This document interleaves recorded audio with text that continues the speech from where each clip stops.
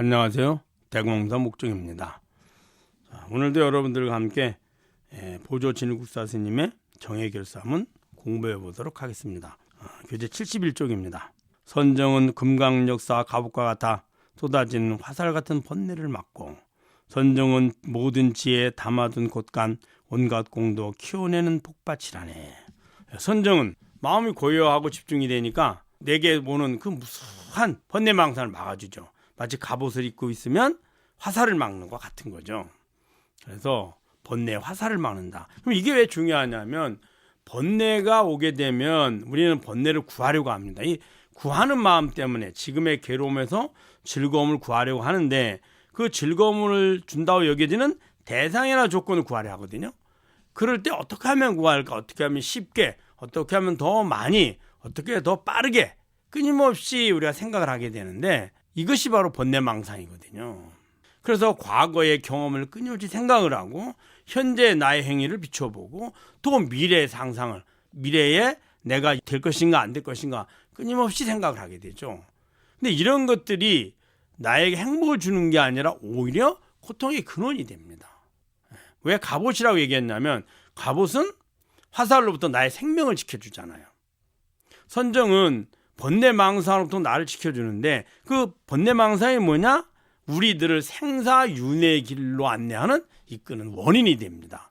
왜냐하면 마음을 구하려 하는 마음이 바로 나로 동일시하기 때문입니다. 마음은 내가 아닌데 마음을 나로 동일시하죠. 그래서 괴로움이 오면 괴롭다 하고, 즐거움이 오면 내가 즐거운 나가 되고요. 또 내가 원하는 것을 열심히 하고 있으면, 그래, 나는 열심히 하고 있는 거야 라고 착각을 하고요. 내가 원하는 걸 성공하면, 나는 성공했어 라고 착각을 하고요. 실패하면 내가 실패했다고 착각하거든요. 그래서 마음을 나로 집착을 함으로, 마음을 성취시켜주기 위해서 몸이 꼭 필요하고, 몸을 나로 집착을 해서 구하게 되니 몸에 있는 생로병사가 나라고 착각을 하는 겁니다. 그래서 이 번뇌의 화살은 뭐냐? 우리들을 생사윤회의 고통으로 끊임없이 이끌고 가는 그러한 원인을 막아준다. 즉 생사의 고통으로부터 우리를 보호해주는 것이 바로 선정이다 라고 말씀하고 계신 겁니다. 또 선정은 모든 지혜를 담아둔 곳간 온갖 공도 켜내는 복밭이라네. 우리가 예를 들어서 해탈 열반을 이룬 진여산매가 아니더라도 마음을 집중하면 그 집중하는 마음을 성공시킬 확률이 아주 높습니다. 이 세상은 다 마음의 모습인데, 그 마음을 얼마만큼 집중해서, 그리고 행위로 표현하느냐. 행위도 마음이죠. 그 마음을 언어나 몸을 통해서 표현하는 겁니다. 그랬을 때 내가 원하는 마음 상태를 얻게 됩니다. 이것이 인, 연, 과거거든요. 자, 그러면은 마음을 집중하지 않은 사람은 내가 하고자 하는 생각이 있더라도 금세 그 생각을 내려놓게 되고, 그럼 행위를 하지 않게 되죠. 행위를 한다 그래도 중간에 포기하거나 바꾸거나 아니면 아예 생각을 일으키지도 않습니다. 근데 어떻게 성공하겠습니까? 성공한다는 말은 다른 말로 하면 내가 원하는 즐거움과 만족을 얻는다는 거예요. 그래서 내가 성공하려고 하면 마음 집중이 필요하고, 마음이 집중이 돼야만 내가 원하는 성공을 이루게 되고, 그 성공이란 바로 괴로움에서 내가 원하는 즐거움을 얻는 상태가 되는 거죠. 그래서 복받칩니다. 즉 즐거움을 얻는 근본 바탕이란 뜻이죠. 자, 깨달음의 진여자성은 어떨까요? 진여자성에 머물면은 그 선정은 어떤 현상이냐면 완전한 만족입니다. 더 이상 무엇도 필요하지 않습니다. 그 만족을 어떻게 하느냐? 자성이 변하지 않기 때문입니다. 만약에 자성이 내가 좋아하는 대상이 올 때 하고, 더 좋은 대상이 올 때 하고, 내가 싫어하는 대상이 올 때마다 다르다면, 그러면 변하는 거죠. 그 변하는 만족은 영원하지가 않습니다. 항상 불완전하고 영원하지 못하죠. 한시적입니다. 그러나 자성은 변하지 않으므로 어떤 것도 필요하지 않습니다. 어떤 것도 필요하지 않다는 건 다른 말로 완전한 만족이고, 그리고 자성은 영원히 변하지 않으니 영원하고 완전한 만족이죠. 그러니 그것만큼 우리에게 복이 있는 게 어디 있겠습니까? 복이란 내가 원하는 즐거움과 만족을 얻을 수 있는 방편을 말하는 건데, 가능성 방편입니다. 그것만큼 영원히 변하지 않고 영원히 내게 줄 수 있는 완전한 만족이 어디 있습니까? 그래서 선정은 모든 지혜를 담아둔 곳간 온갖 공도 켜내는 복밭이라네. 이렇게 설명하고 있는 겁니다. 자, 또 볼까요?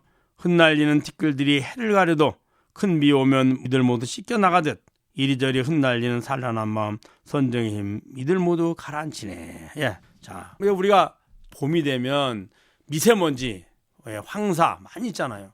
그렇게 많이 있다가도 한번 비 오면 때요. 비가 한번 흠뻑 내리고 나면 맑고 깨끗해지죠. 그와 마찬가지로 마음이 고요한 선정에 드는 것이 번뇌망상을 일시에 제거하는 원인이 된다는 겁니다.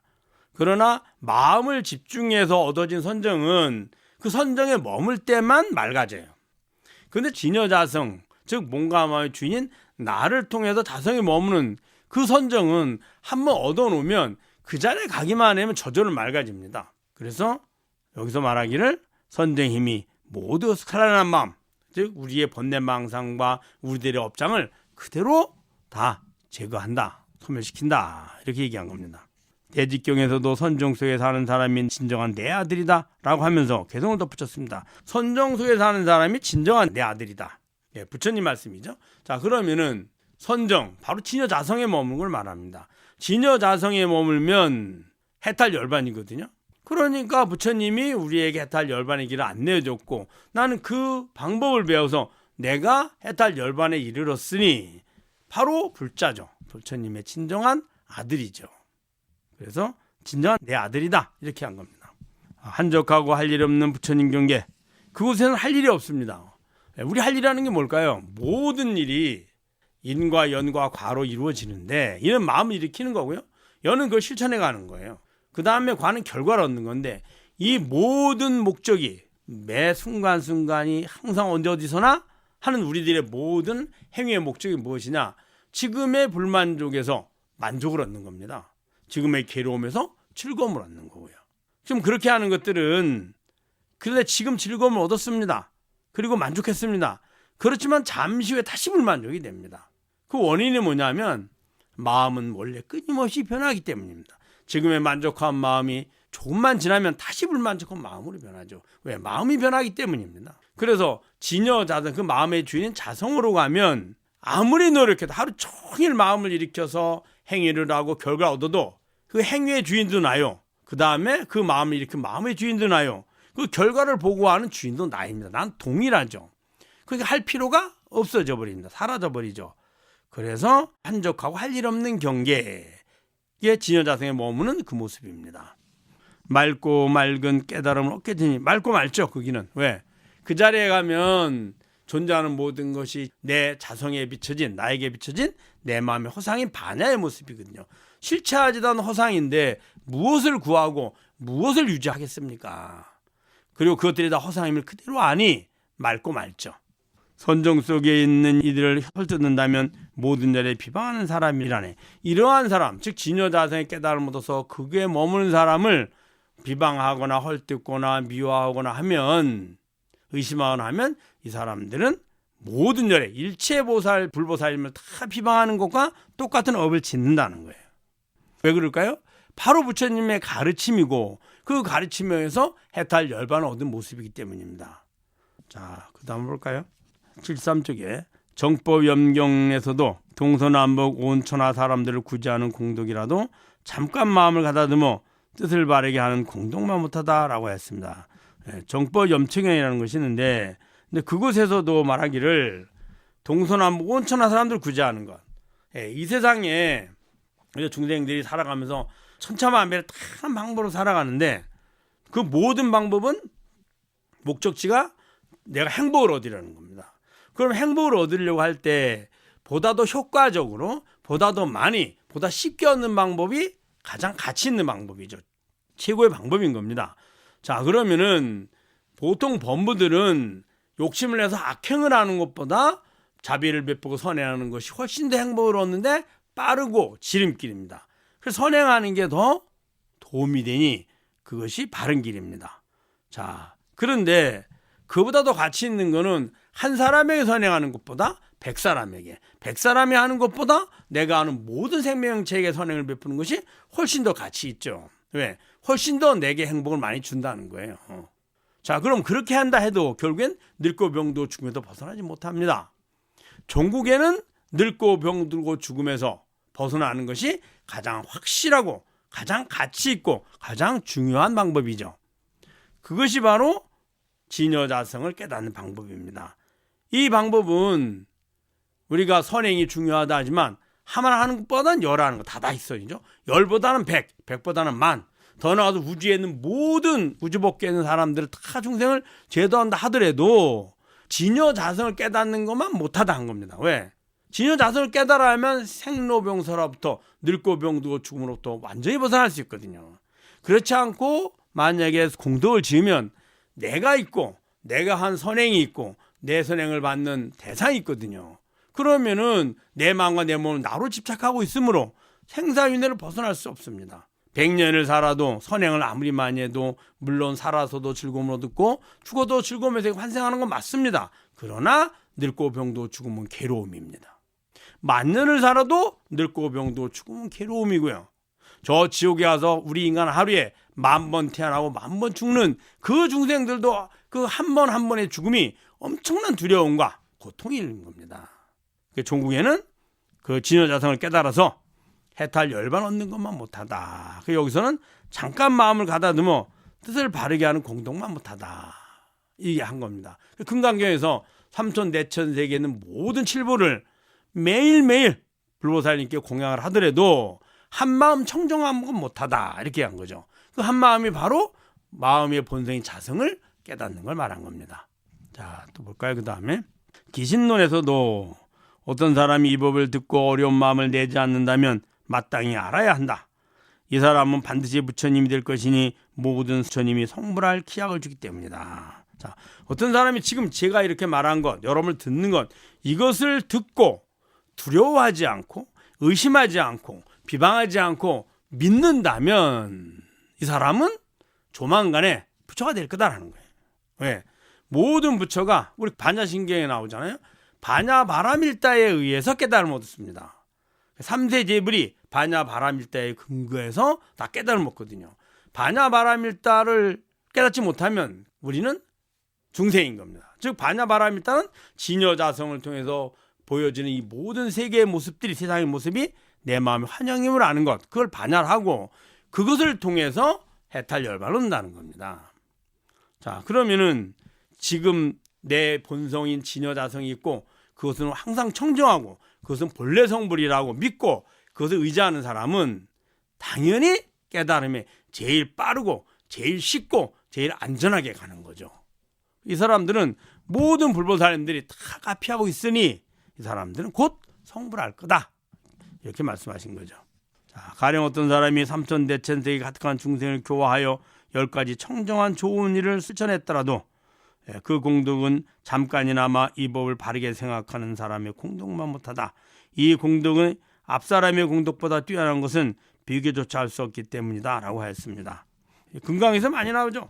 삼천대천세계는 모든 중생을 이롭게 하고 그들을 다 고통에서 벗어나게 한다 할지라도 잠깐 그 찰나지간에 자성을 깨닫는 것만 못하다 이렇게 말씀하신 겁니다.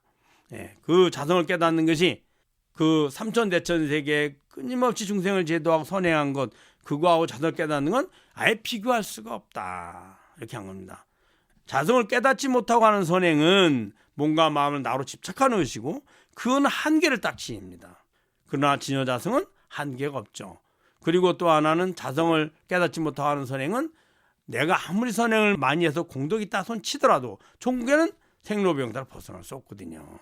생로병사는 중생들이 가장 두려워하고 가장 고통스러워하고 가장 슬퍼하는 모습이기 때문인 거죠. 자, 그 다음 볼까요? 이처럼 선정을 닦아 얻은 수승한 공덕은 어떠한 말로도 다 표현할 수 없음을 알아야 한다. 그래서 불가사의 생각으로서 알 수 없다. 불가칭 표현할 수가 없다. 그래서 무변, 무량 끝이 없다는 뜻이죠. 이 자성의 공덕이 이와 같습니다. 자, 그 다음에 볼까요? 선정 속에 마음이 안정되지 못하면 업식이 아득하여 갈 곳이 없으니 의지할 수 없는 근본이 없습니다. 할 수 있는 근본이 없습니다. 즉 무슨 말이냐? 선정 속에서 그 자성에 머무는 것, 이게 나다. 그리고 이게 내 마음이다 라고 해야 이것들이 의지할 곳이 있는 거예요. 만약에 자성을 찾지 못하면 업식을 나로 착각하니 업식에 따라서 끊임없이 우리는 생사윤회를 반복할 수밖에 없습니다. 그래서 여기서 업식이 아득하다, 갈 곳이 없다. 그 주인인 나를 알아야 갈 곳이 있죠. 갈 수도 없습니다. 사실은 자성에 비춰진 내 마음의 모습입니다. 근데 그 자성을 모르면 이게 마음을 나로 여기서 끊임없이 마음의 욕심에 따라서, 즉 내가 행한 행위의 기억, 업식에 따라서 이 육도 윤회를 떠돌게 되죠. 그걸 얘기한 겁니다. 죽을 때 차가운 바람과 뜨거운 불길이 온몸에 몹시 괴롭히기에 이 몸은 지수와 풍으로 뿔뿔이 흩어지니 마치 미친 듯 뜨거운 범인 속에서 잘못된 어지러운 생각들이 많아집니다. 자, 그래서 죽음이라는 것은 우리의 몸이 가로, 지금 우리는 확실하다 생각하지만 실제 자성으로 보면 임시로 붙어 있는 겁니다. 지수화풍이 모여 있죠. 그 지수화풍을 모은 근본 에너지는 뭐냐? 이 몸을 나로 여기는 자성 때문에 그렇습니다. 이 몸이 나야 라고 하는 그 몸에 대한 집착이 지수화풍의 그 본성을 모아서 몸을 만들었죠. 있다고 착각하는 겁니다, 사실은. 그래서 죽게 되면 다시 지수화풍이 흩어집니다. 땅은 땅대로, 물은 물의 요소는 물의 요소대로, 불의 요소는 불의 요소대로, 그 다음에 풍은 풍의 요소대로, 바람의 요소대로, 즉 기라 합니다. 그걸 다 사라지죠. 그 얘기를 하는 겁니다. 그럴 때 내 몸을 나로 여기는데 내 몸이 죽게 되면 얼마나 고통스럽겠습니까? 그래서 이럴 때, 죽음이 눈앞에 왔을 때 그 죽음을 보고 알고 고통을 느끼고 있는 그 주인 자성을 깨달아야만 합니다. 평소에 연습을 하면 할 수 있습니다. 여러분 잘 아셨죠? 열심히 정진하시길 부탁드리면서 마치도록 하겠습니다. 감사합니다.